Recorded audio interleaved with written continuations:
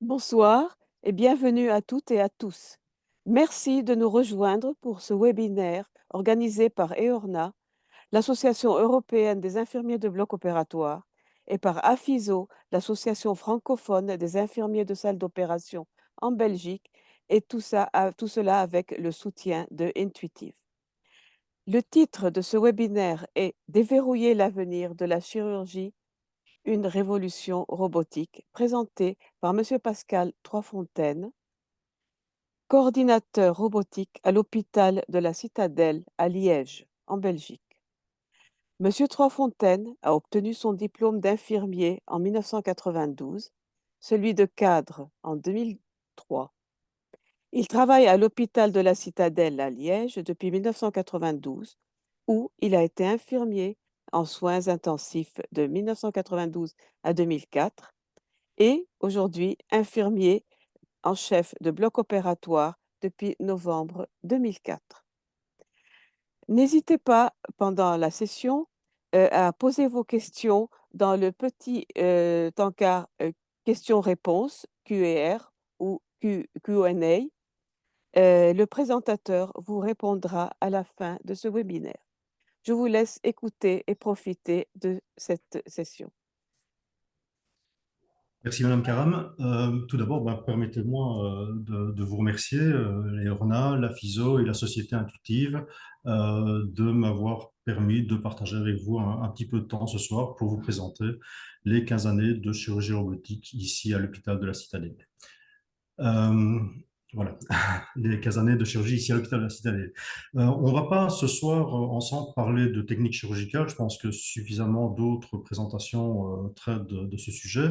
On ne va pas non plus spécifiquement parler du rôle de l'infirmière au bloc opératoire dans le cadre de la chirurgie robotique, mais on va plutôt essayer de voir ensemble comment, ici à l'hôpital de la Citadelle à Liège, nous avons depuis 15 ans d'abord appréhendé la chirurgie robotique, comment nous avons démarré le projet et puis comment nous avons évolué avec ce projet ces 15 dernières années pour arriver à un résultat maintenant qui nous semble relativement satisfaisant. Euh, pour ceux et celles qui n'auraient jamais assisté à une chirurgie robotique, pardon, permettez-moi juste de vous présenter un petit film d'une petite minute qui présente les quelques aspects un petit peu importants de cette chirurgie. Et donc, nous avons ici le docteur Van Heugen qui opère, qui est urologue et qui est en train d'opérer. Donc, vous voyez qu'elle travaille non pas à proximité directe du patient, mais derrière une console. Elle réalise grâce à cette console toute une série de gestes. Vous voyez que ça ressemble un petit peu jeu vidéo quelque part. Elle regarde dans sa console où elle a une vision 3 dimensions de l'image qu'elle visualise. Vous voyez que l'équipe est bien présente auprès du patient. Le patient n'est pas abandonné tout seul en salle d'opération. Vous voyez que cette équipe est constituée classiquement d'une assistance opératoire ou d'une instrumentation et cette équipe a la possibilité de visualiser sur un l'écran d'une colonne de célioscopie assez classique, finalement une image en 2 dimensions, alors que l'opératrice, elle, voit une image en 3 dimensions dans son binoculaire. Alors, c'est quand même intéressant de regarder et de voir un petit peu la gestuelle et les mouvements de ces instruments, puisque moi, c'est la chose qui m'a frappé le plus quand j'ai vu pour la première fois une chirurgie robotique, c'est le mouvement de l'instrument qui ressemble très très fort au mouvement de la main humaine finalement et aux gestes que l'on voit en chirurgie ouverte. Par rapport à une chirurgie célioscopique classique, on a quand même autre chose comme qualité de reproduction de la gestuelle. Alors, pour ceux et celles qui ne connaissent pas bien Liège ou la Belgique de manière générale, mais en fait, nous nous situons, l'hôpital de Citadelle se situe à Liège. Liège est une ville de l'Est de la Belgique, située dans la province du même nom, la province de Liège, dont elle est le chef-lieu. Liège et sa périphérie, la ville au sens large, ça représente plus ou moins 200 000 habitants, donc une ville de taille relativement moyenne. L'hôpital de la Citadelle est une structure qui comporte plus ou moins 900 lits d'hospitalisation qui sont répartis sur 3 sites différents. Le site de la Citadelle, qui est le site le plus important en nombre de lits, et puis donc le site de la Citadelle, qui est le site le plus important en nombre de lits, qui se trouve juste à côté de la ville de Liège. On verra sur les photos tout à l'heure sa situation exacte. Le site du Laveu, qui, pour les gens qui connaissent la ville de Liège, se trouve plutôt du côté de la gare des Guillemins. Et puis le site de Herstal, qui est un site qui se trouve, comme son nom l'indique, sur l'entité d'Herstal et qui a une vocation un petit peu particulière. Nous y reviendrons par la suite. L'hôpital de la Citadelle voit à l'hôpital de la Citadelle, pardon, travaillent plus ou moins 600 médecins et 4000 collaborateurs, ce qui représente quand même à peu près une des premières entreprises de la région. L'hôpital de la Citadelle se veut un hôpital public, général et urbain, puisque, comme nous l'avons vu, sa localisation se trouve réellement à proximité du centre de la ville de Liège. Nous défendons une série de valeurs qui ont un petit peu évolué avec le temps, non pas dans leur idée, mais dans leur conceptualisation, avec des valeurs qui sont la proximité, la volonté de se trouver vraiment à proximité de notre patientèle, des valeurs d'humanité qui reflètent la volonté de l'hôpital public d'être à disposition pardon, de tous ses utilisateurs, et puis une volonté d'excellence qui se retrouve, si vous allez consulter le site de l'hôpital, vous allez voir différentes présentations, et pour illustrer l'excellence au sein de l'institution, ben, un des éléments qui a été repris, c'est la chirurgie robotique que l'on voit ici comme étant une des techniques chirurgicales de pointe. Il y en a d'autres, mais c'est celle qui nous intéresse aujourd'hui. Si on continue à zoomer un petit peu, donc on part de la carte de la Belgique, on voit la province de Liège, on arrive avec une vue du ciel de la citadelle, qui, comme vous le voyez, se trouve réellement en bordure de la ville, sur le site de l'ancienne citadelle de Liège, d'où elle tire son nom d'ailleurs. Le site de la citadelle est composé, comme je vous l'ai dit, de plusieurs sites. L'hôpital de citadelle est composé de plusieurs sites. Le site de la citadelle, qui comporte une structure générale avec des services d'hospitalisation classiques, un service d'urgence agréé, un bloc opératoire, de 16 salles d'opération et d'une salle de réveil. C'est sur ce site que sont concentrées les chirurgies dites lourdes et générales. On y retrouve une dizaine de spécialités chirurgicales et c'est là que se trouve le robot opératoire. Le site du Laveu est un autre site sur lequel on va retrouver une activité opératoire, puisque c'est un site qui est dédié essentiellement à la chirurgie de jour. Donc, il y a 2 salles d'hospitalisation de jour qui se trouvent sur ce site, 8 salles d'opération, une salle de réveil, et puis à côté de l'hospitalisation de jour, on retrouve une activité polyclinique. Pour le site de Herstal, la situation est un petit peu différente. Ce sont 2 salles, on y retrouve l'hospitalisation de réveil et puis là aussi des petits. Vous parlez du site de la Citadelle, du site de l'Aveu. En fait, les blocs opératoires de la Citadelle sont organisés en 3 plateaux différents. Ces plateaux se trouvent, comme je l'ai déjà dit, sur le site de la Citadelle et sur le site de l'Aveu. Sur le site de la Citadelle, le bloc opératoire principal est composé de 16 salles. Et puis, on va retrouver une autre structure qui est beaucoup plus petite, qui comporte 2 salles d'opération et quelques logettes. C'est une structure qui va être plutôt dédiée à la chirurgie sous anesthésie locale. Et puis sur le site du Laveu, je vous l'ai déjà dit, 8 salles d'opération et une salle de réveil uniquement destinées à la chirurgie de jour. C'est important de comprendre ce principe parce que c'est autour de cette organisation que s'est articulé le développement de l'activité robotique, notamment ces dernières années. Voilà un petit peu le schéma que nous avons suivi ces dernières années, notamment depuis 2016-2017. On s'est rendu compte à l'époque que le bloc opératoire du site de la Citadelle, le bloc opératoire général principal, était un petit peu pollué par toute une série d'activités qui n'avaient pas nécessairement besoin d'une infrastructure lourde, notamment toute une série de petites interventions sous anesthésie locale ou loco-régionale, et puis certaines interventions qui pouvaient très bien se contenter d'une hospitalisation de jour. Et donc, le travail qui a été réalisé depuis cette époque a été de déplacer les activités au fur et à mesure, d'abord de déplacer toute l'activité de jour vers le site de Sainte-Rosalie, vers le site du Laveu, où, avec le temps, nous sommes passés de 6 salles d'opération à 8 salles d'opération ces dernières années. Et puis, une fois que ça a été fait, pour de nouveau dégager de l'espace, on a décidé de déplacer un maximum d'activités de chirurgie sous anesthésie locale vers le bloc des polycliniques, le bloc du rez-de-chaussée, ici sur le site de la Citadelle. Ce qui fait que ça nous a permis, ces dernières années, de libérer de l'espace sur le bloc opératoire général principal de la Citadelle, qui est celui qui draine les chirurgies qui nécessitent le plus de moyens techniques.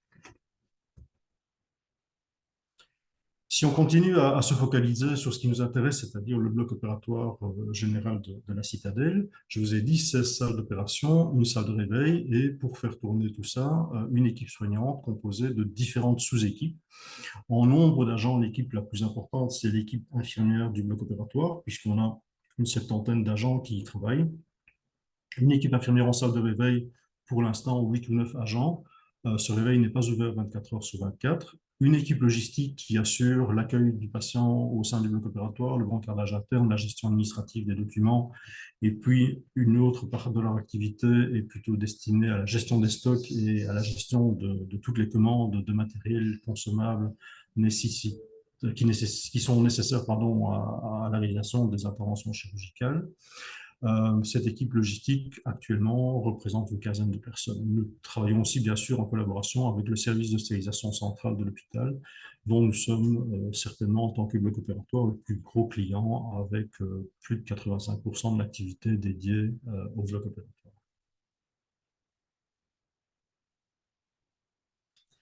L'équipe infirmière du bloc opératoire a une double fonction, puisque nous assurons ici au bloc de la Citadelle en tant qu'infirmier, tant les fonctions de circulation que les fonctions d'instrumentation et accessoirement d'assistance opératoire. Nous avons développé depuis de très très nombreuses années une notion de polyvalence en circulation qui nous tient à cœur et que nous continuons à développer ici au sein de notre bloc opératoire. Cette notion de polyvalence, elle a été un petit peu mise de côté à certains moments, c'est-à-dire que notre hiérarchie souhaitait à certains moments qu'on envisage une sectorisation pure et dure, comme ça se fait dans d'autres blocs. En tant qu'infirmier en chef, nous nous y sommes toujours opposés parce que c'est notre force, certainement, c'est cette polyvalence à la circulation. Alors, il est certain qu'avec l'évolution des techniques et des technologies, il n'est plus possible d'être hyper performant partout, mais nous voulons que nos agents qui travaillent ici au quotidien soient capables de se débrouiller à peu près dans n'importe quelle discipline chirurgicale, en tout cas pour des bases de circulation. Par contre, au niveau de l'instrumentation, là, il est clair qu'il n'est plus possible d'être aussi performant en instrumentation, en orthopédie, en neurochirurgie, en chirurgie cardiaque ou en chirurgie digestive.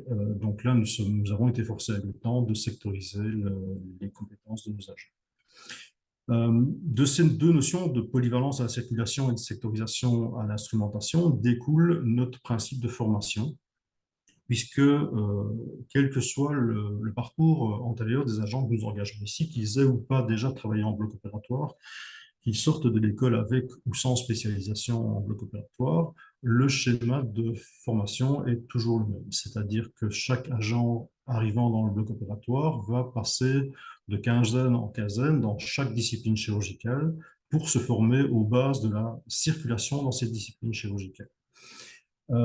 Depuis quelques années maintenant, depuis 2 ans et demi, en plus du passage dans chaque discipline chirurgicale, il y a une quinzaine qui est dédiée exclusivement au robot.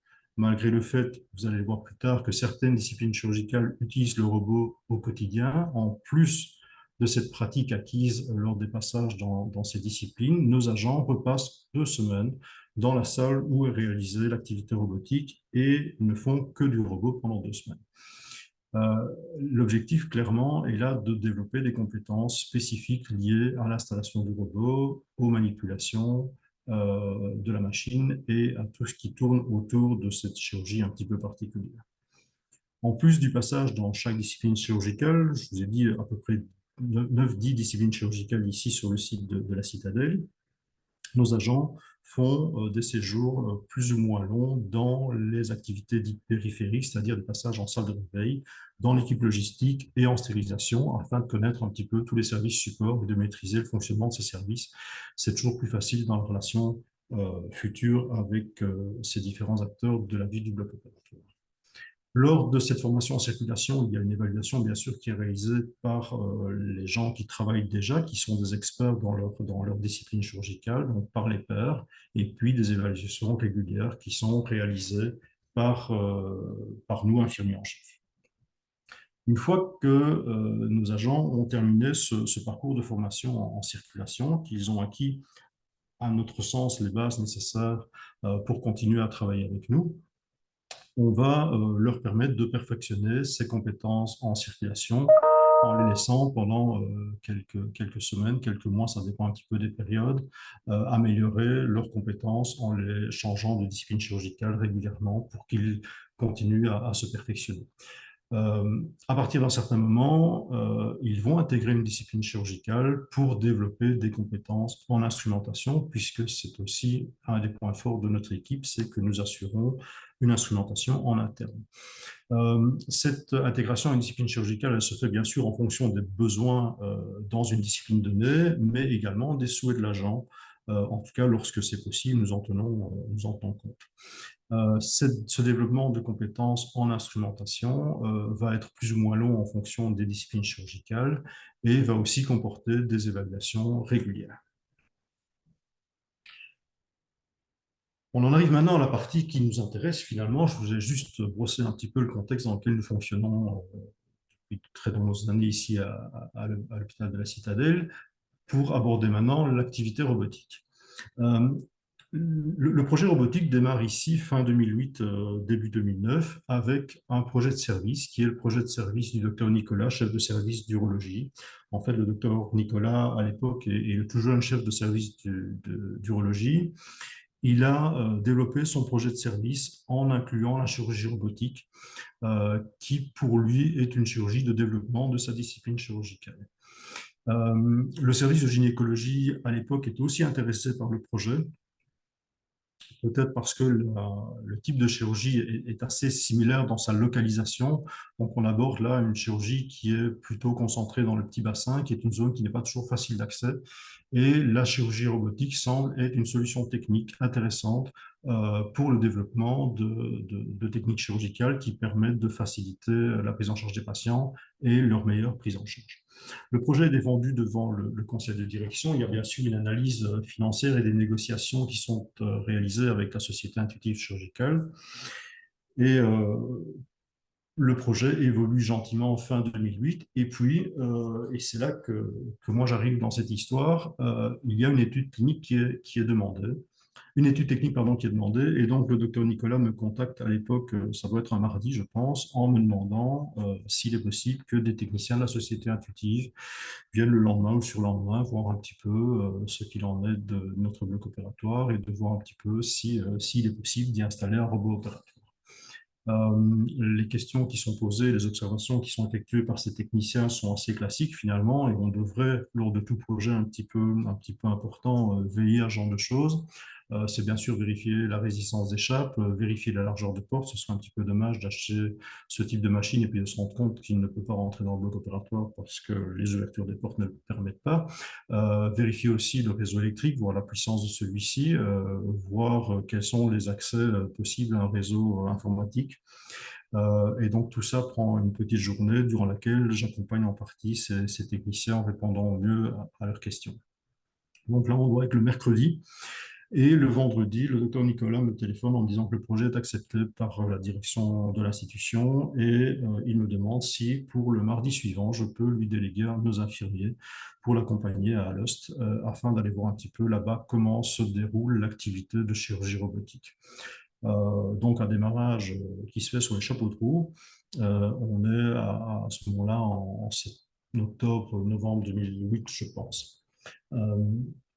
Bien sûr, c'est un projet qui nous semble intéressant, donc on y va, on se lance, et donc très rapidement, on envoie des agents, soit en observation dans d'autres hôpitaux où la technique robotique est déjà développée, euh, soit carrément en formation à Strasbourg, dans le centre de formation d'Intuitive qui se trouve en fait à l'IRCAD et qui est situé juste à côté des hôpitaux universitaires de Strasbourg.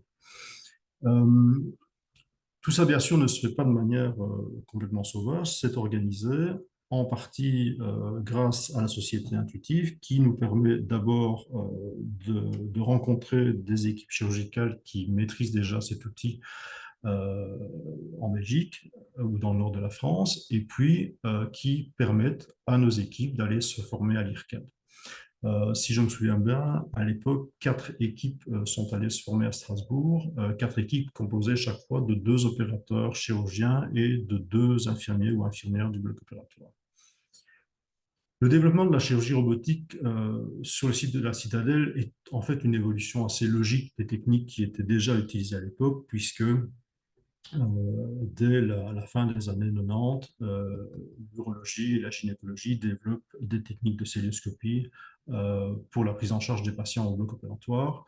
Ces techniques de cœlioscopie sont connues, sont maîtrisées par les équipes, donc finalement, il ne s'agit pas non plus de quelque chose de tout à fait nouveau. Nos opérateurs et nos équipes ont l'habitude de travailler à distance du site opératoire, avec une vue indirecte sur ce site opératoire, avec des instruments longs que l'on contrôle à distance, même si là, on est dans une cœlioscopie, donc dans un contrôle direct de l'instrument, avec une réaction immédiate liée à la manipulation. Le projet se développe gentiment. Les agents et les équipes médicales qui sont envoyés en formation ou en observation ailleurs reviennent avec des idées. Et là, très vite, on organise de manière assez informelle dans un premier temps des analyses pluridisciplinaires pour envisager le trajet du patient de manière assez globale. C'est-à-dire qu'on ne s'est pas contenté de regarder ce qui allait se passer dans la salle d'opération en cours de chirurgie, mais on a vraiment envisagé le trajet du patient depuis son arrivée au bloc opératoire jusqu'à la sortie de salle de réveil. On a un petit peu confronté les expériences que chacun avait pu vivre ailleurs pour essayer de trouver ce qui nous convenait le mieux finalement et ce qui nous semblait le mieux pour la prise en charge de nos patients. D'abord, il a été décidé de dédier un bloc opératoire, de dédier une salle d'opération à la chirurgie robotique, même si les éléments qui composent le robot sont tous mobiles. Pour l'avoir réalisé à plusieurs reprises, c'est jamais très amusant de déplacer tous ces éléments d'une salle d'opération à l'autre. On le fait quand c'est vraiment nécessaire, mais si on peut s'en passer, autant concentrer ce matériel qui est quand même relativement fragile, robuste, mais quand même un risque, le concentrer dans une salle d'opération et considérer que ce sont les équipes chirurgicales qui vont tourner et pas la machine qui va changer de salle d'opération en fonction des disciplines chirurgicales. On a aussi réfléchi à l'installation du patient et au choix des plateaux opératoires que nous allons utiliser. En ramenant quelques idées d'autres sites, nous avons décidé de continuer à travailler avec les plateaux opératoires que nous avions, qui étaient des plateaux de la société, qui sont toujours des plateaux de la société Maquet. Nous avons choisi d'utiliser des systèmes de jambières mobiles pour installer les patients. Et puis, je ne sais pas si vous voyez, en interne, nos services nous ont un petit peu bricolé 2, 3 trucs bien sympas qui permettaient de protéger le patient, notamment la tablette que vous pouvez voir ici et qui permet de protéger la face du patient. Dans toutes les craintes qu'il y avait par rapport à la chirurgie robotique, il y avait des retours d'autres institutions où certains patients avaient malheureusement subi des traumatismes faciaux lors de la chirurgie parce que, vous l'avez vu sur la première vidéo, c'est la première vidéo que je vous ai montrée, montre en fait le robot que nous avons actuellement, qui est le XI. À l'époque, le SI était un petit peu différent dans sa conception. Et pour peu que le chirurgien soit un petit peu énergique dans ses mouvements, il est parfois possible d'avoir des bras qui sont un peu dangereux, que ce soit pour le patient ou pour les équipes à proximité du patient. Et donc, il n'est pas nécessaire de porter un casque pour faire de la chirurgie robotique, mais à certains moments, il faut quand même avoir de bons réflexes si on ne veut pas se prendre un coup de bras. Donc, en réfléchissant à cette problématique, nous avons décidé d'essayer de protéger au mieux nos patients avec ce système de tablette qui vient protéger en fait la figure du patient lors de la chirurgie. Vous voyez aussi que l'installation est assez particulière puisque on va utiliser en cours de chirurgie pour dégager au maximum le site opératoire un Trendelenburg assez important puisqu'on est à 45 degrés voire plus d'inclinaison de la table. Il a donc fallu imaginer des systèmes qui permettent d'éviter que le patient ne glisse de la table en cours d'intervention. Et donc, vous avez là aussi de nouveau ce gros coussin qui vient bloquer la tête du patient On ne le voit pas très bien, mais derrière ce coussin se trouvent des appuis qui sont fixés à la table. Tout ça fait que le patient ne glisse pas en cours d'intervention. Les bras sont protégés par des gels. Il y a des gouttières qui viennent aussi soutenir les bras de chaque côté. Donc toute l'installation a été réfléchie et on ne s'est pas lancé comme ça dans la première chirurgie sans avoir d'abord entre nous testé le matériel. On a aussi essayé d'envisager l'organisation de l'espace, puisque le robot opératoire, c'est quand même une machine relativement volumineuse, composée d'une colonne d'oscilloscopie assez classique, d'un système de bras et puis d'une ou plusieurs consoles dans lesquelles les opérateurs vont travailler. Il faut quand même un petit peu d'espace dans la salle d'opération pour ranger tout ça. Donc là aussi, dans une salle d'opération vide, on a imaginé ce que pouvaient représenter les espaces nécessaires à l'une ou l'autre de ces machines, sachant qu'à l'époque, le robot ne permettait pas, comme c'est le cas maintenant, une orientation des bras pour une chirurgie. Et donc, il fallait tenir compte en fonction du site chirurgical opéré, d'une orientation et d'un placement de ce système de bras à gauche, à droite ou entre les jambes du patient en fonction du site opératoire à opérer. Euh, L'idée intéressante que le docteur Nicolas a eue dès le départ, c'est d'associer un des anesthésistes qui était le référent pour la chirurgie urologique à l'époque, de l'intégrer à la discussion et à la réflexion. Et donc, avec le docteur Malengro, qui était l'anesthésiste référent à l'époque, nous avons aussi envisagé les protocoles d'anesthésie et puis, pour la suite de la prise en charge, toute la surveillance post-opératoire en salle de réveil. Surveillance que nous craignons beaucoup au début parce que cette position déclive extrême durant plusieurs heures. Une chirurgie robotique pour une prostate à l'époque, c'était 3 heures, 4 heures sans trop de difficultés, nous faisait craindre des complications sérieuses en post-opératoire, notamment des œdèmes cérébraux, qu'heureusement nous n'avons jamais eu. Je pense que les problématiques que nous rencontrions plutôt à l'époque étaient d'un autre type et j'y reviendrai dans quelques minutes. Il a aussi fallu choisir parmi le panel des instruments disponibles dans la gamme d'Intuitive, il a fallu aussi choisir les instruments qui nous convenaient et qui convenaient à la chirurgie qui était réalisée. Choisir aussi ce que nous gardions comme instrumentation classique, que ce soit les instruments liés nécessaires à l'ouverture de la paroi abdominale, mais aussi, comme vous pouvez le voir sur la table d'instrumentation qui se trouve sur la photo de gauche, toute une série d'instruments célioscopiques plus classiques qui restent nécessaires durant la chirurgie. Euh, on a envisagé aussi toute la partie stérilisation à l'époque, puisque pour ceux qui connaissent les instruments utilisés en chirurgie robotique, ce sont des instruments qui sont relativement longs. Ce sont des instruments qui nécessitent une prise en charge particulière tant pour le lavage que pour la stérilisation. À l'époque, les optiques étaient des optiques simples sur lesquelles il fallait raccorder les câbles de lumière froide et les câbles vidéo. Ce n'est plus le cas actuellement. Donc tout ça a nécessité une réflexion pour acquérir les moyens techniques nécessaires en stérilisation pour pouvoir traiter ce matériel dans de bonnes conditions. On a aussi une réflexion à l'époque sur les consommables que nous utilisions en chirurgie célioscopique et l'intérêt ou pas de les conserver pour la chirurgie robotique.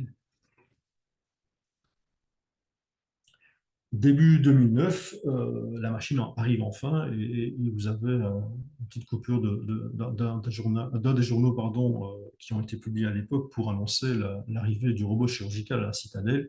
C'est assez impressionnant quand on voit la taille des opérateurs à côté de la taille du robot. Je pense que le pauvre journaliste qui a fait le montage de la photo à l'époque ne s'est pas bien rendu compte de ce qu'il faisait.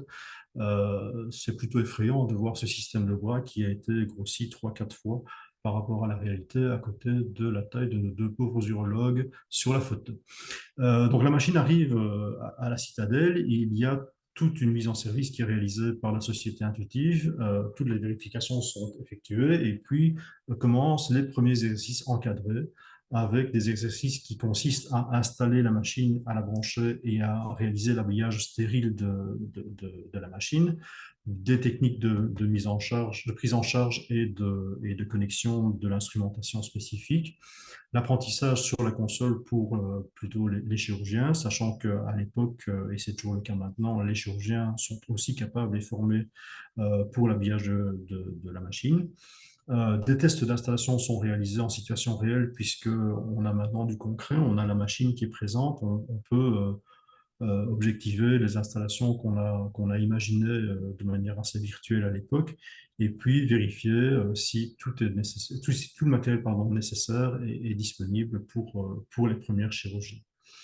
Euh, Certains opérateurs réalisent toute une série d'exercices et pas mal de nos agents aussi à l'époque sont intéressés par cet apprentissage et certains ont passé pas mal d'heures après journée à jouer dans la console avec les différents jeux qui étaient mis à disposition par la société intuitive, notamment le petit disque qui se trouve en image à droite et qui permettait de manipuler de manière un peu fine les instruments du robot.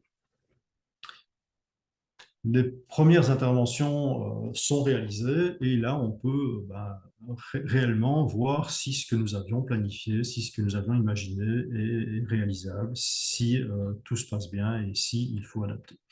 Il est bien certain que nous avions envisagé déjà pas mal de situations, mais nous avons quand même découvert l'un ou l'autre point que nous avions sous-estimé ou pas du tout imaginé à l'époque. Euh, Quelques erreurs apparaissent avec globalement aucune conséquence pour les patients, si ce n'est malheureusement pour deux d'entre eux des problèmes liés à l'installation, des problèmes de compression au niveau des membres inférieurs avec syndrome de Loge qui nécessitent des fasciotomies de décharge à deux reprises dans deux types de disciplines dans deux disciplines différentes pour des interventions complètement différentes. On s'est rendu compte en post-opératoire que ces patients avaient dû bouger lors de l'intervention et donc il a fallu qu'on revoie un petit peu notre installation à l'époque pour la sécuriser davantage, notamment au niveau des jambes, puisque nous pensions que les bottes d'installation qui étaient fournies par la société Maquet maintenaient correctement les jambes en place, mais ce n'est pas le cas en fonction de la taille du patient en fonction de la circonférence de ses jambes, mais il était possible quand même que les jambes glissent durant l'intervention. Ça nous a aussi, ça a aussi mis en lumière le fait que durant la chirurgie, a fortiori pour des chirurgies relativement longues, comme c'était le cas à l'époque, il fallait une surveillance régulière de l'installation du patient en dessous des champs. Et donc, malheureusement pour lui, notre anesthésiste était amené à certains moments à aller se mettre à 4 mètres en dessous de la table et en dessous des champs pour aller voir comment les choses se passaient. Avec les années, la chirurgie robotique se développe. Certaines autres disciplines chirurgicales, je vous ai dit, on a commencé à travailler ici avec l'urologie essentiellement, la gynécologie aussi, et puis d'autres disciplines portent un intérêt à la chirurgie robotique, notamment la chirurgie ERL. On voit ici une installation de démonstration et de tests réalisés par notre équipe d'ERL de l'époque pour la chirurgie endobuccale. La chirurgie ORL a essayé de développer l'activité robotique. Nous avons à l'époque formé nos agents, en tout cas une partie de l'équipe de RL, à ces techniques. Et malheureusement, ça n'a pas pris. Il y a peut-être des raisons plutôt techniques pour expliquer cette situation. Le fait que nos opérateurs maîtrisaient déjà d'autres techniques, notamment la chirurgie laser, ils n'ont peut-être pas trouvé finalement leur bonheur dans le développement de la chirurgie robotique pour ce type d'activité. On était un petit peu déçus parce que nous avions investi dans la formation de nos agents, dans les infirmiers et les infirmières de l'équipe de RL à l'époque. Et c'était un petit peu décevant pour ces gens qui étaient allés se former, que ce soit à Strasbourg ou en interne, qui avaient passé un certain temps à essayer de maîtriser cet outil, de ne pas pouvoir, dans leur pratique de tous les jours, travailler avec cette machine. Euh, c'est finalement, au départ de cet échec, nous avons essayé de rebondir un petit peu. Euh, et vous verrez un petit peu, et vous verrez plus tard comment nous avons pu réagir et surtout comment nous avons pu bénéficier de cette formation pour d'autres développements. Un autre problème se présente à l'époque, c'est la disponibilité des plages opératoires. L'urologie, la gynécologie travaillent sur le robot de manière assez régulière. D'autres disciplines, l'ORL, nous l'avons vu, et puis la chirurgie digestive, notamment pour la chirurgie bariatrique, essayent aussi de développer une activité. Et ça commence à coincer parce que bah, les plages opératoires, elles sont ce qu'elles sont. Les salles d'opération, nous en avons un nombre défini et il n'est pas question d'augmenter le nombre de salles à l'époque. Donc, pour essayer d'augmenter l'activité robotique, une des premières pistes sur lesquelles nous travaillons, c'est d'augmenter les plages de mise à disposition de la machine pour les opérateurs. Classiquement, l'activité chirurgicale ici se déroule de 8h à 16h30. Nous poussons dans la salle du robot jusqu'à 18h pour laisser 1h30 d'activité supplémentaire, ce qui permet de faire facilement un deuxième cas, voire une troisième intervention avec le robot sur la même journée. C'est une des pistes d'amélioration qui est abordée, mais surtout, nous constatons à l'époque que la salle qui est dédiée au robot est utilisée très régulièrement pour des activités qui ne sont pas des activités robotiques. Simplement parce que les disciplines qui utilisent le robot ont bien sûr maintenu d'autres types d'activités et n'ont pas d'espace ailleurs qui leur permettent de réaliser cette activité robotique. Et donc, c'est très dommage à l'époque, mais nous constatons régulièrement cette salle du robot qui est utilisée pour des programmes de circoncision, par exemple, en urologie. Donc, il y a une première réflexion qui est lancée à l'époque sur la possibilité de déplacer certains types d'activités vers d'autres sites. Les résultats à l'époque sont quand même assez mitigés. On constate aussi assez peu de collaboration entre les différents utilisateurs du robot. Chacun essaie de garder ses avantages et il n'y a pas vraiment de réflexion globale de la part des opérateurs et des chefs de service de l'époque quant à un partage harmonieux de l'activité robotique euh, entre eux. Je vous ai parlé de la formation de l'équipe de RL tout à l'heure. C'est la même situation en chirurgie digestive. Quelques agents sont formés aux techniques du robot. Et puis, la chirurgie bariatrique ne décolle pas vraiment et finit par être abandonnée pour à peu près certainement les mêmes raisons que l'ORL, c'est-à-dire que les chirurgiens digestifs maîtrisent la chirurgie bariatrique en cystoscopie. On fait des bypass à l'époque en une petite heure. Et donc, passer 2h30, 3 heures en chirurgie robotique pour réaliser à peu près la même chose, même si on sait que pour certaines interventions, la chirurgie robotique va être un avantage important, c'est assez décourageant et donc les opérateurs finissent par abandonner. On se retrouve de notre côté avec une série d'agents qui sont formés à l'utilisation du robot et l'activité se développant, on commence à se considérer que finalement que cette activité robotique, que cette machine, bah, c'est une machine comme les autres, comme un microscope, comme une colonne de oscilloscopie. C'est pas plus compliqué finalement d'utiliser, de la manipuler et de la gérer. Et donc, on finit par décider que tout agent qui travaille à la citadelle doit être au bloc opératoire, doit être capable de maîtriser la chirurgie robotique pour la circulation pour tout le monde et pour l'instrumentation, tous les agents qui ont ou qui veulent intégrer une des disciplines dans laquelle la chirurgie robotique est réalisée, nous considérons que ces agents doivent être formés à la chirurgie robotique. C'est bien puisqu'à l'époque, on a un réservoir d'agents qui ont déjà un bon bagage de formation et qui ne demandent qu'à développer leurs compétences. Pour certains, c'est un petit peu compliqué, mais finalement, au fil du temps, on en arrive à la situation actuelle où tous les agents, je vous l'ai dit, sont formés aux manipulations spécifiques liées au robot, que ce soit l'installation des machines en préopératoire ou pour les agents qui intègrent les disciplines concernées, l'instrumentation. Cette formation, elle est réalisée la plupart du temps en interne, soit par les agents eux-mêmes, soit en collaboration avec la déléguée intuitive qui, très régulièrement, vient nous voir et avec laquelle nous organisons des séances de formation et de training pour nos agents, que ce soit pour les nouveaux agents ou pour les agents plus expérimentés, puisqu'il est quand même nécessaire de revenir régulièrement sur les fondamentaux euh, pour maintenir une qualité de travail plus que correcte et surtout pour protéger la machine de manipulation qui ne serait pas les bonnes.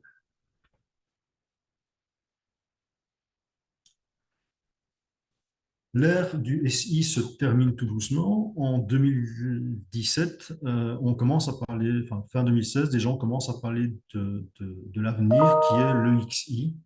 Le XI qui nous arrive donc, comme je l'ai dit, en 2017. Et là, alors que le projet était très très bien géré pour le SI en 2008, on se rend compte que c'est un peu la catastrophe. En fait, la direction, et notamment la direction financière et le service achat, n'ont pas du tout considéré qu'il était intéressant de nous impliquer dans la discussion. Et donc, ils ont lancé la procédure d'achat sans nous concerter. Si bien qu'on se rend compte un petit peu tard que, on a bien acheté un nouveau robot, mais qu'on n'a pas du tout acheté ce qu'il fallait comme instrument pour l'utiliser, ni même les consommables. Ce service, le service achat, n'avait pas du tout imaginé qu'il fallait autre chose qu'un robot pour pouvoir opérer avec le robot. Donc on se retrouve dans une situation un petit peu paradoxale en 2017, avec une nouvelle machine qui arrive, bien plus performante que la précédente, et puis aucune possibilité de l'utiliser parce qu'on n'a pas les instruments qui vont avec.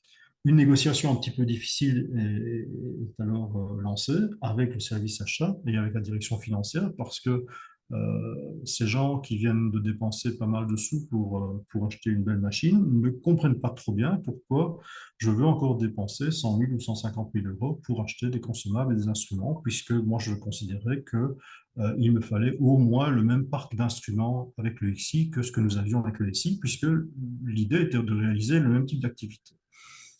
Euh, les choses prennent un petit peu de temps, si bien que vous avez deux images vidéo sur la droite de l'écran qui représentent en fait différents jeux de simulation qui sont présents sur le robot à l'époque.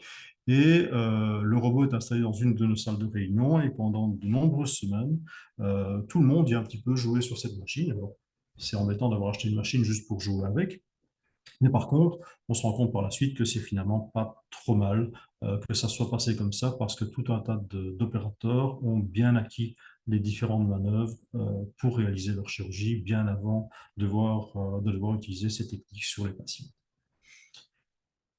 Dans les avantages que nous avions déjà envisagés avec l'arrivée du XI, c'est d'abord cette possibilité d'orienter les bras et donc de standardiser les installations. Nous n'avions plus besoin spécialement de réfléchir à la manière d'aborder le patient avec la console des bras. Le fait que les bras puissent tourner, nous avons réenvisagé et simplifié nos procédures d'installation. Nous avons aussi amélioré l'organisation de l'espace. Euh, Dans la manipulation des bras, de la partie bras, vous voyez sur la photo de droite que une de nos infirmières approche le système de bras du site opératoire sous le contrôle visuel du chirurgien. Alors, vous voyez que cette infirmière, c'est pas la plus grande ni la plus forte que nous ayons dans l'équipe du bloc opératoire, mais c'est un petit peu le modèle standard que nous avons en urologie, c'est-à-dire une infirmière d'un mètre 60. Mais vous voyez que sans trop de difficultés, elle arrive à déplacer ce système de bras. C'est pas du tout compliqué, c'est pas du tout, c'est lourd bien sûr, mais c'est très facile à manipuler, beaucoup plus que le système précédent.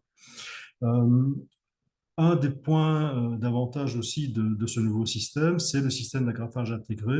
Jusque-là, l'agrafage était réalisé en cours d'intervention par l'assistant sous le contrôle visuel de l'opérateur. Euh, c'est un peu embêtant pour l'opérateur de ne pas pouvoir grafer lui-même. Et donc, avec le développement des techniques d'agrafage intégré, l'opérateur actuellement peut agrafer directement au départ de sa console, moyennant, comme pour la celluloscopie, la préparation du système d'agrafage par l'instrumentiste ou par l'assistant opératoire. À l'époque, nous avons acquis le XI, nous souhaitions aussi un système de double console. Dans un premier temps, l'objectif était de collaborer avec d'autres hôpitaux, d'autres opérateurs pour les former aux techniques opératoires. Ça ne s'est jamais vraiment développé. Par contre, tous les assistants qui viennent en formation dans les techniques, dans les disciplines pardon, qui utilisent le robot sont formés à la chirurgie robotique grâce à ce double jeu de console. Très rapidement, la nouvelle organisation des blocs opératoires telle qu'elle a été imaginée en 2017, comme je vous l'ai dit, a réorganisé les disciplines et les activités chirurgicales sur le bon site. Et quand on regarde un petit peu le schéma d'activité, de développement d'activité, pardon, qui se trouve ici, on voit clairement qu'à partir de 2016, entre 2009 et 2016, l'activité a stagné un petit peu. Et puis, à partir de 2016-2017, on voit clairement une augmentation d'activité pour arriver cette année certainement à 450 robots réalisés. Nous sommes ce jour-ci à 438, je pense, donc on va arriver sans difficulté aux 450 d'ici la fin du mois. Bien sûr, sur ce schéma, nous voyons aussi malheureusement l'année 2020 qui, à cause du Covid, nous a fortement freiné dans notre activité. D'autres disciplines, au fur et à mesure du temps, ont intégré la chirurgie robotique, la chirurgie digestive notamment, qui développe très fortement ces derniers mois son activité, et puis la chirurgie thoracique. Dans les projets d'évolution et dans les techniques apportées aussi par Intuitive dans le cadre du développement du XI, nous avons vu apparaître le système OnSign qui existait déjà à l'époque, qui permet un suivi à distance du fonctionnement de la machine, ce qui permet notamment à la société Intuitive de repérer des messages d'erreur qui ne sont même pas visualisés par les opérateurs et qui permet notamment la réalisation d'entretiens et de remplacement de pièces de manière préventive. Le système dashboard que vous voyez ici en dessous en photo, qui est en fait un système qui nous permet de nous connecter sur le site Intuitive pour visualiser notre activité, pour visualiser aussi tous les échanges d'instruments ou d'optiques qui sont réalisés, suivre nos commandes, suivre notre activité. Donc c'est un système de management assez intéressant. Bien sûr, tout le plan de formation des opérateurs est maintenu et a été développé au fur et à mesure du temps par la société Intuitive. Euh, et cette collaboration avec la société s'est clairement renforcée au fil du temps, notamment certainement grâce au fait que nous avons la même déléguée qui nous suit depuis le tout début du projet. Donc c'est quelqu'un c'est une personne avec laquelle pardon, nous collaborons depuis 15 ans. Et c'est toujours beaucoup plus simple de collaborer avec quelqu'un qui maîtrise parfaitement son produit et qui est une source extrêmement importante d'informations et de conseils. Dans les projets qui nous tiennent à cœur actuellement, ça reste la collaboration avec d'autres hôpitaux et l'acquisition éventuellement d'un deuxième robot, même si le contexte tant politique que financier est un petit peu compliqué pour l'instant. Comme d'autres hôpitaux en Belgique, nous allons bientôt être confrontés à, euh, à la notion de réseau et donc nous n'allons certainement pas pouvoir continuer à vivre seuls. Nous allons devoir partager notre activité avec d'autres hôpitaux de la région ou plus loin avec lesquels nous allons devoir collaborer pour le développement, j'espère, de notre activité. Voilà, je voulais juste clôturer avec un tout petit peu de retard en remerciant toutes les équipes du bloc opératoire de la Citadelle qui, pour certains et certaines, depuis 15 ans, nous suivent dans ce projet et nous ont permis de développer un outil et une activité qui est ce qu'elle est actuellement. Je ne sais pas si vous avez des questions.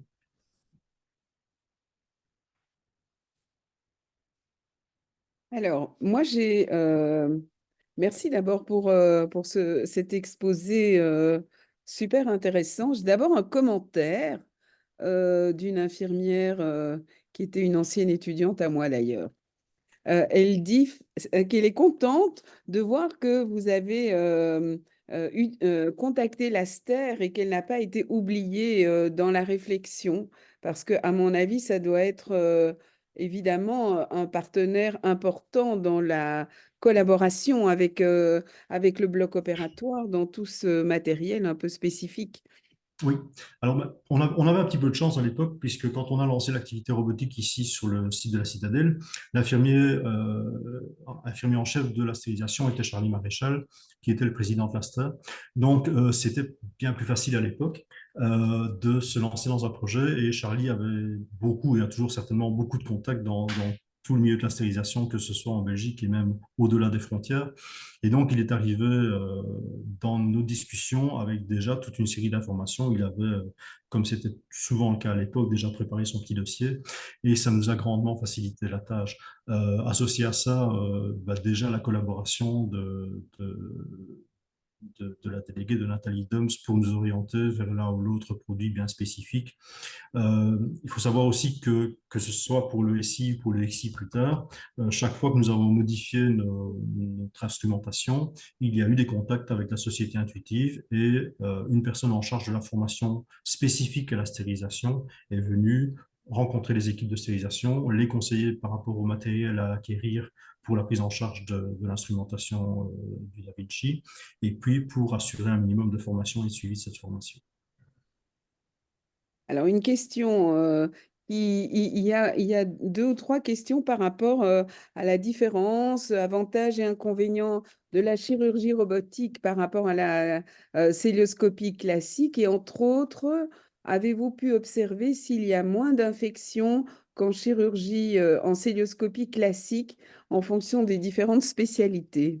Non, non, je pense que le risque infectieux, il est lié à la technique du chirurgien. Il n'est pas, enfin, à l'acte du chirurgien ou aux conditions spécifiques liées à la chirurgie.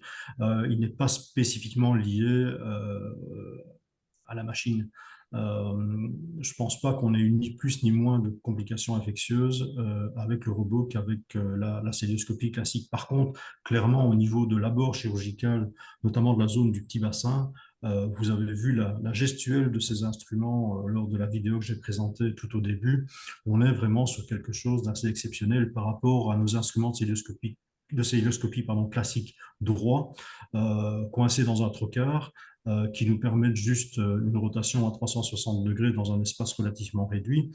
On est vraiment sur autre chose en termes de technique opératoire. C'est ce qui a incité à l'époque le docteur Nicolas à demander à l'hôpital d'investir dans cette machine, et c'est ce qui a fait que d'autres l'ont rejoint dans cette aventure et continuent actuellement à utiliser le robot de manière régulière et importante. Alors, quel est le temps d'intervention moyen pour une intervention en chirurgie robotique en urologie?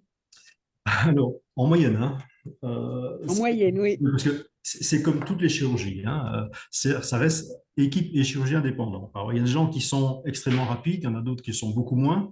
Il y a des gens qui sont extrêmement précis, scrupuleux, inquiets, et donc qui passent beaucoup plus de temps que d'autres pour leur chirurgie, mais en moyenne, on peut considérer que 2 heures et demie, c'est une bonne table. Ça dépend aussi du type de chirurgie qui est réalisée. Il est certain qu'une prostatectomie un petit peu compliquée, on peut partir sur 4-5 heures d'intervention sans difficulté, toujours à l'heure actuelle. Même si 2 heures et demie, ça reste une bonne moyenne, 2 heures et demie, 3 heures pour certaines disciplines, pour certaines interventions. Et c'est sans doute pour ça que j'ai une question sur les avantages et les inconvénients de la chirurgie robotique par rapport à la célioscopie classique. Mais vous en aviez un peu parlé en disant que certains chirurgiens avaient un peu abandonné la chirurgie robotique, Oui. peut-être à cause du timing. C'est en partie ça qui a fait certainement que la chirurgie bariatrique n'a pas accroché à la chirurgie robotique. Même si la solution technique du robot leur était proposée non pas pour des sleeves et des bypass de base, mais pour des techniques de reprise plus compliquées. Mais les temps d'installation d'une chirurgie robotique, pour la plupart des opérateurs, de nouveau, ça reste opérateur dépendant, sont relativement longs. Et le temps de déploiement de la machine, c'est un peu plus compliqué et un petit peu plus long qu'une célioscopie finalement. Sur ce, je dis que ça reste opérateur dépendant parce que, comme pour toutes les disciplines chirurgicales, pour toutes les interventions chirurgicales, ce qu'on peut remarquer, c'est si l'opérateur est présent dès l'arrivée du patient dans la salle d'opération, s'il est là pour donner le tempo, les choses se passent généralement beaucoup mieux et beaucoup plus rapidement. S'il faut attendre le chirurgien, s'il faut attendre le chirurgien pour qu'il vérifie l'installation du patient, pour qu'il valide l'installation réalisée par l'assistant, qu'il valide le matériel, ça prend évidemment beaucoup plus de temps. Donc, la présence du chirurgien pardon, en début d'installation, c'est un gain de temps certainement.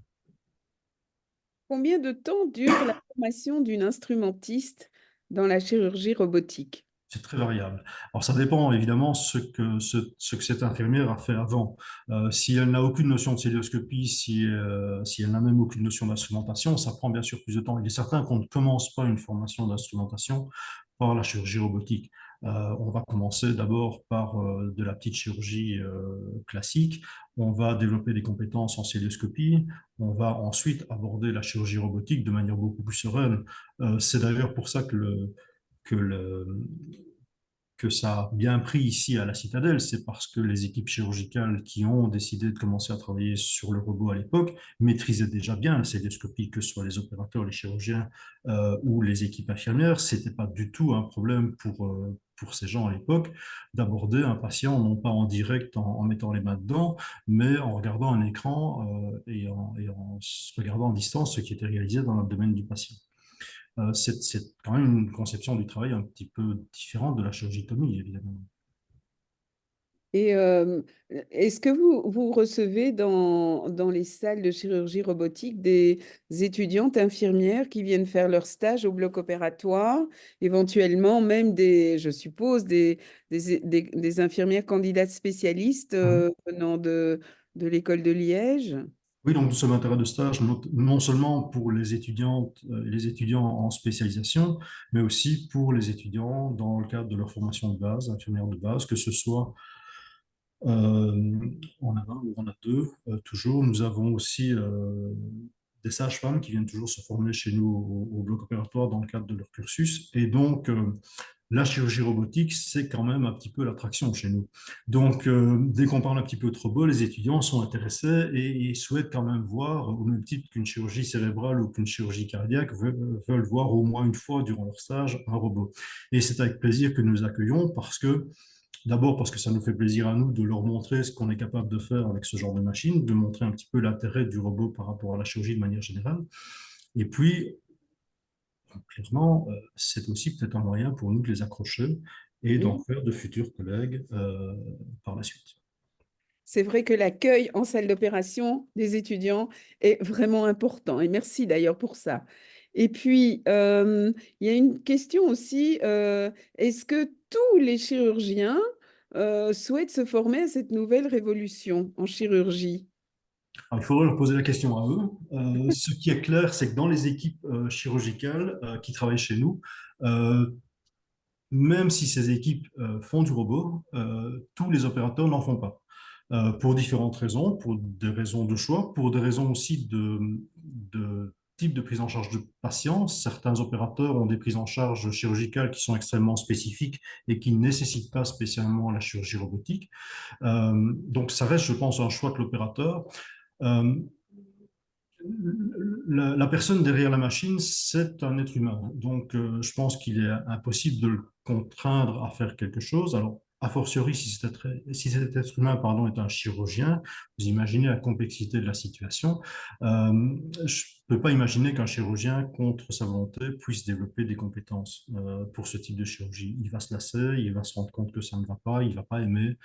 S'il n'est pas dans sa sphère de confort, même si certains sont prêts à dépasser un petit peu cette zone pour aller un petit peu plus loin, si certains ne veulent pas le faire, il n'y a aucune raison de les forcer. Et je pense que c'est l'intérêt de personne de forcer. Et les chefs de service de chirurgie l'ont bien compris. Ils ont dans leurs équipes chacun des collaborateurs qui ne font pas de chirurgie robotique. Alors, il y a deux ou trois questions un peu plus techniques. Est-ce que vous utilisez systématiquement un matelas à vacuum pour l'installation en Trendelenburg? Non, non, comme vous l'avez peut-être vu, je ne sais pas si la qualité des photos le permettait de bien visualiser la situation. Nous n'utilisons pas de système vacuum pour l'installation des patients. Ils sont installés sur un matelas de gel qui est posé sur nos tables maquet classiques. Et puis, le patient est bloqué au niveau des épaules et au niveau de la tête par ce coussin qui est lui-même maintenu par des appuis qui sont fixés sur les rails-in latéraux de la table. Le patient est fixé au niveau des bras, donc les bras sont coincés sous la table avec un système de gouttière et à l'aise qui recouvre des protections de bras spécifiques puisque on va un peu trop loin certainement à certains moments dans la précaution qu'on prend, mais l'objectif c'est vraiment d'éviter toutes les compressions qui pouvaient avoir lieu en cours d'intervention. Je vous ai dit, on part quand même malheureusement sur nos débuts avec deux mauvaises expériences de patients qui ont développé des problèmes de compression au niveau des membres inférieurs, simplement parce que leur jambe avait glissé en partie hors des bottes et il y avait une compression au niveau d'un mollet pour chacun de ces deux patients. C'est un petit peu dommage. On a revu nos installations, je vous ai dit, depuis assez rapidement, même tout de suite. On s'est posé la question de savoir comment éviter ce genre de choses. Et puis la surveillance en cours d'intervention, mais ça, c'est valable pour toutes les chirurgies. On oublie parfois un petit peu que sous les champs, il y a un être humain et qu'en fonction des mouvements qu'on impose à la table, cet être humain, il va aussi bouger. Il faut peut-être aussi aller jeter un œil de temps en temps sous les champs pour voir ce qui s'y passe. Alors, malheureusement, il y a beaucoup de questions, donc j'ai pas l'occasion. Je vais juste terminer avec une question qui est vraiment ouverte sur l'avenir. Et si c'était à refaire, qu'amélioreriez-vous dans ce grand projet? Je pense que si c'était à refaire, améliorer les choses, je pense pas. Je pense qu'on repartirait sur ce qu'on a fait au tout début, c'est-à-dire on s'est permis d'aller voir ce qui se passait ailleurs, sans aucun a priori, puisqu'on n'avait pas d'expérience de chirurgie robotique à l'époque. On s'est permis aussi d'accepter les informations et les remarques des équipes de formation de Strasbourg à l'époque. Quand je dis on, ce n'est pas moi je suis jamais allé me former ni aller voir, je suis jamais allé voir ce qui se passait ailleurs. Moi, j'étais juste l'infirmier en chef qui essayait tant bien que mal de coordonner un petit peu ce projet. Et puis, on a surtout réfléchi ensemble, de manière individuelle, enfin, en petits groupes ou en groupes plus importants, à la manière dont on devait faire les choses au mieux, les choses qui nous semblaient être les meilleures finalement pour la prise en charge de nos patients, avec la petite expérience que nous avions chez nous, avec notre expérience en célioscopie et puis avec toutes les informations qui nous tombaient un petit peu de gauche et de droite. Je pense que ce projet finalement au départ, il a bien démarré. On n'avait pas l'activité qu'on a maintenant, c'est certain, mais je pense qu'on n'a pas trop mal géré notre coup à l'époque. Eh ben, c'est super. En tout cas, moi, je vais arrêter les questions là, même si on a encore quelques-unes, malheureusement, si on veut respecter le timing, et ça, c'est en général bien vu par nos collègues qui participent, je vais repasser la parole à ma collègue Mekaram pour clôturer ce webinaire super intéressant. Encore merci de ma part et merci de beaucoup de là, parce qu'il y en a dans les participants. Ça ne tarit pas d'éloges. Merci Voilà. beaucoup. Merci Christine. Merci Monsieur Troisfontaine. Un grand merci pour cette excellente présentation où nous avons beaucoup appris. Un grand merci également à toutes et à tous pour votre participation à ce webinaire. Je tiens à remercier aussi les organisateurs EORNA, AFISO et Intuitive, ainsi que les associations d'infirmiers de blocs opératoires qui ont participé activement au succès de ce webinaire, à savoir ALATMC du Grand-Duché du Luxembourg, SIGOP-SIDOPS de Suisse et Unebod en France. Au revoir, bonne soirée, bonne fête de fin d'année à toutes et à tous. Encore merci.